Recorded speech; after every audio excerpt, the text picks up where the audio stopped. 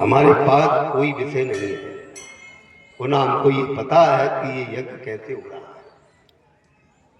ना कोई योजना है, ना कोई व्यवस्था है, ना किसी प्रकार का कोई उसमें ऐसा विषय आया कि किसको लेके कर रहे हैं। कोई भी कार्य होता है, कोई भी धर्म होता है, कोई कर्म होता है, उसमें कभी किसी प्रकार अर्थ न धर्म न काम रुचि गति न जऊ निर्माण, ये बड़े बाधा डालने वाले। अर्थ न धर्म न काम रुचि गति न जऊ निर्माण, ना कोई निर्माण की इच्छा है, ना कोई गति है, ना कोई अर्थ की इच्छा है, ना कोई धर्म की इच्छा है कि हम धर्मात्मा बने। जितनो जो भी बनना था आप बन गए हैं, अब चिंता ना करें। जय श्री श्याम। कोई धर्मात्मा बनने की चिंता करता है, कोई स्वर्ग जाने की चिंता करता है, कोई मोक्ष की चिंता करता है, कोई सोचता है मेरा मोक्ष हो जाए, कोई सोचता है मेरे को धर्म का लाभ मिल जाए। ये सब कुछ होने के बाद ही आपको मनुष्य बनाया गया है। इन सबका अर्थ, इन सबका लाभ, इन सबका फल प्राप्ति ही मनुष्य का जीवन है।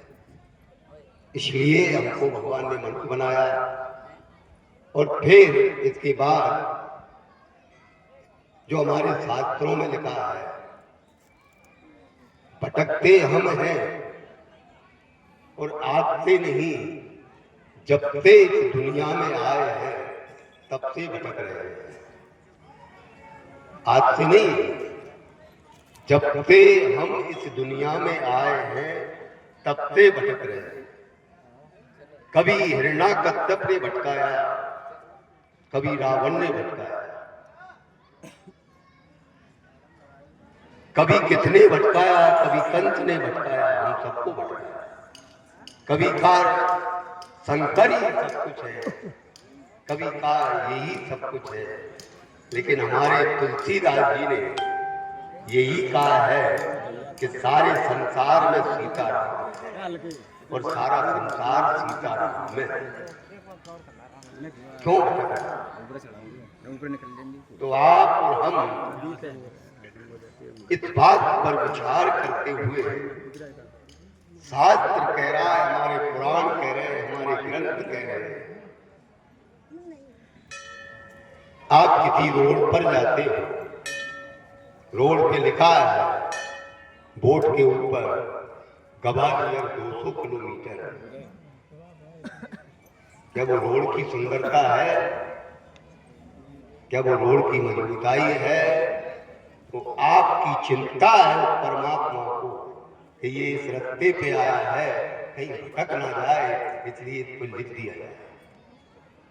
तो इसी तरह हम दुनिया में आए, कभी माँ भी भटकाती है, कभी पिता भी भटकाता है, कभी भाई भी भटकाता है, कभी गुरु भी भटकाता है, कभी पत्नी भी भटकाती है।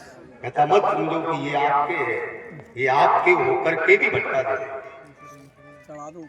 इसका प्रमाण है पिता तजो प्रहलाद विभीषण बंधु भरत लेता, गुरु बलि तजो। समय आता है तो पिता भी भटका देता है, समय आता है माँ भी भटका देती है, समय आता है तो भाई भी भटका देता है, और समय आता है तो पत्नी भी भटका देती है। इन सब से कैसे बचा जाए और संसार का लाभ कैसे लिया जाए, इसलिए हमारे वेद पुराण बनाए। आप इनका सहारा लें, आप इनसे अनुसरण करें, आप इनसे प्रेम करें, तो हमारे रामचरितमानस के आधार पर इस यज्ञ का शुभारंभ होने जा रहा है, जहां 151 कुंड पर हवन,